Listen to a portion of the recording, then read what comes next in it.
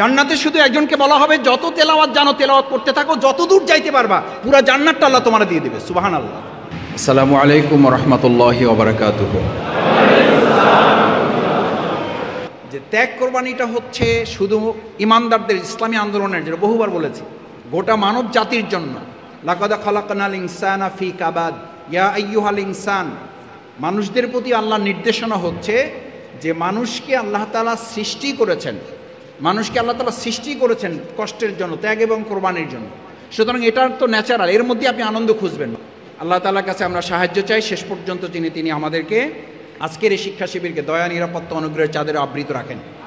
এখান থেকে যে হক আদায় করার কথা, সেই হক যেন তিনি আমাদেরকে আদায় করার তৌফিক, সুস্থতা, আমাদের মনোযোগ, আমাদের সামগ্রিকতা। আল্লাহ রাসূল সাল্লাল্লাহু আলাইহি সাল্লাম এটা শিখিয়েছেন, দোয়াই আছে, আল্লাহুম্মা ইয়া মুকাল্লিবাল কুলুব সাব্বিত কলবি আলা দীনিক। আপনি চাইলেই মন এখানে রাখতে পারবেন না। আল্লাহর কাছে সাহায্য চাইতে মনে মনে, যখন দেখবেন যে ঘুম আসতেছে, যখন দেখবেন যে মন অন্য জগতে চলে যেতেছে, তখন মনে মনে দোয়া পড়বেন, আল্লাহুম্মা ইয়া মুসাররিফাল কুলুব সাররিফ কুলুবানা আলা তাআতিক। আল্লাহ আমার অন্তর্জগৎটা এখন এখানে ঢুকায় দেন। জ্ঞানের জগৎ, ইসলামের জগৎ, এটা কিন্তু অত্যন্ত পবিত্র পরিচ্ছন্ন একটা জগৎ। উজু না থাকলে উজু করে আসবেন। অনেকে বলেন যে আলোচনা শুনতেছি, মনোযোগ তো আসতেছে না। এটা আলোচনা এবং আলোচকের ব্যাপার না, ভালো করে খেয়াল করবেন। ইমাম গাজ্জালী রাহমাতুল্লাহকে জিজ্ঞেস করা হয়েছে, যার আলোচনা ভালো না, আমার শুনতে ইচ্ছা করে না, বলছে ওইটা বেশি মনোযোগ দিয়ে শুনবেন, ওইটা বেশি মনোযোগ দিয়ে শুনবেন। এই কারণে যে ওনার আলোচনা কেন ভালো লাগে না, পয়েন্ট করবেন। আপনি যখন কোনো দিন 2 মিনিট আলোচনা করার সুযোগ পাবেন, ওই পয়েন্টগুলো আপনার আলোচনা থেকে বাদ দেবেন। উপকার পাইলেন না অপকার পাইলেন, উপকার তো ওইটার চেয়ে বেশি। ভালো আলোচনা তো ভালো আলোচনাই, ভালোর তো শেষ নাই। কিন্তু যেই কারণে ওনারটা খারাপ লাগছে, ওই কারণগুলো যদি আপনি চিহ্নিত করেন, নোট নেন, ওনাকে কিছু বলারও দরকার, ওনার জন্য দোয়া করবেন যে আল্লাহ ওনাকে আরও ভালো আলোচনা করার তৌফিক দেন।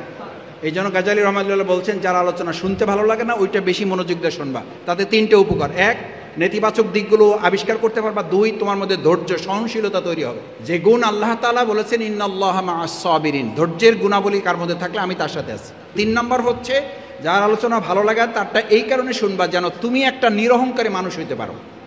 সমালোচনা মুখর হওয়ার পরিবর্তে তুমি যেন অহংকার মুক্ত একজন মানুষ হইতে পারো, যে না, আমি এসব জেনেও বুঝেও আমি তার সাথে কোনো রকম নেগেটিভ আলোচনা বা তার সম্পর্কে আমি নেগেটিভ কোনো মন্তব্য করতে চাই না। আমার মধ্যে সহনশীলতা, এই ভাবটা তৈরি হওয়াটা একজন ইমানদারের, একজন মুখলেস মানুষের, আল্লাহর প্রিয় একজন মানুষের এটা খুব গুরুত্বপূর্ণ বিষয়। আসলে কর্মী গঠন, ইউনিট গঠন পদ্ধতি কয়টা? সংগঠন পদ্ধতির আলোকে কাগজ কলম তো কারো কাছে দেওয়া হয় নাই, নিয়েও তো আসি নাই। 3টা পয়েন্ট লেখেন এবার। নাম্বার 1, সংগঠন পদ্ধতির আলোকে কর্মী গঠন, ইউনিট গঠনের মূল 3টা কাজ, মানে ভূমিকার কথা 3টা।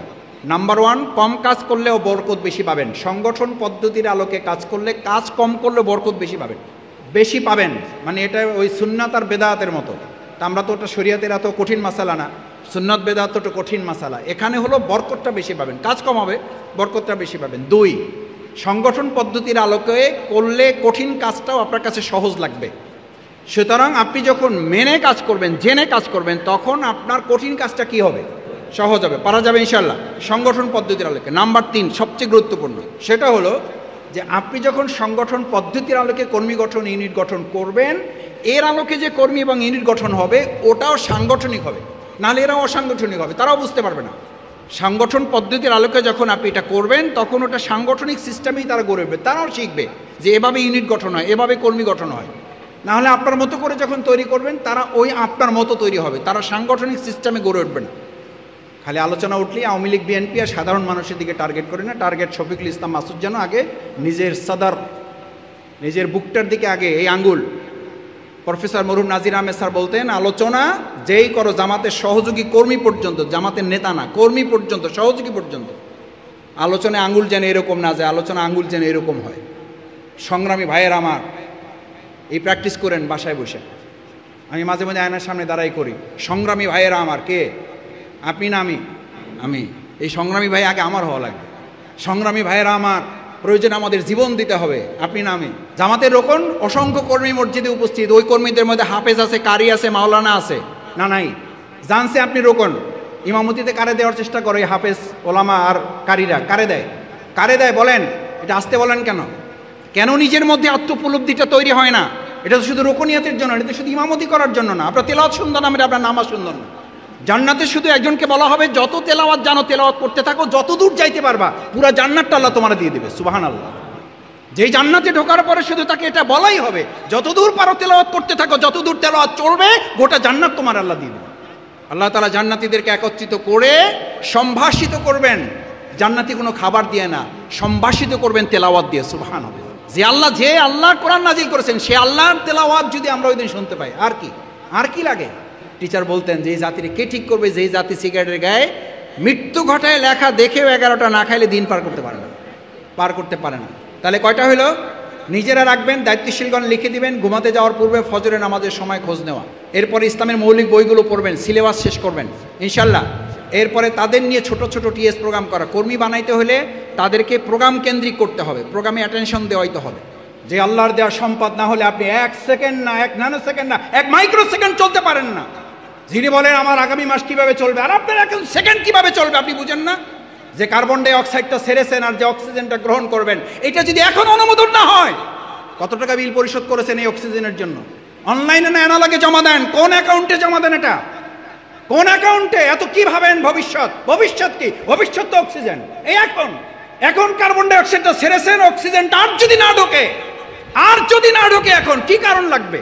পৃথিবীর সমস্ত ডাক্তাররা একমত হয়ে গেছে, হার্ট অ্যাটাক করে কোনো লোক মারা যায় না, মারা যাওয়ার কারণে হার্ট অ্যাটাক করেছে। স্ট্রোক করে মারা যায় না, মারা যাওয়ার জন্য স্ট্রোক। আল্লাহর কাছে জিব্রাইল আমিন না আজরাইল জান কবজ করার ফেরেশতাকে বললেন, আল্লাহ এমন দায়িত্ব দিয়েছেন, লোকেরা তো আমার সেই পরিমাণ গালাগালি করবে যে এই লোকটার জন্য আমরা মারা যাইতেছি। আল্লাহ তাআলা বলেন, তোমার কোনো অসুবিধা নেই, আমি ব্যবস্থা করে দেবো। লোকেরা তোমার কথা মনেও রাখবে না, তোমার কথা স্মরণও করবে না, তোমার উচ্চারণও করবে না। ওরা বলবে গাড়ির অ্যাক্সিডেন্ট করে মারা গেছে, গাড়িরই গালাগালি করবে। ওরা হসপিটালকে গালাগালি করবে, ওরা ডাক্তারকে গালাগালি করবে, ওরা সংগঠনের মিছিলকে গালাগালি করবে। আল্লাহ আমাদের মাফ করুন। আমাদের স্থায়ী কর্মসূচি কয়টা? দাওয়াত ও তাবলীগ 2, সংগঠন প্রশিক্ষণ 3, ইসলাহে মুআশারা 4 নম্বরে কি বলছি? ইসলাহে হুকুমাত। সবাই পারেন? একটু বলেন আস্তে করে। দাওয়াত ও তাবলীগ 2 হচ্ছে তানজিম তারবিয়াত, 3 হচ্ছে ইসলাহে মুআশারা।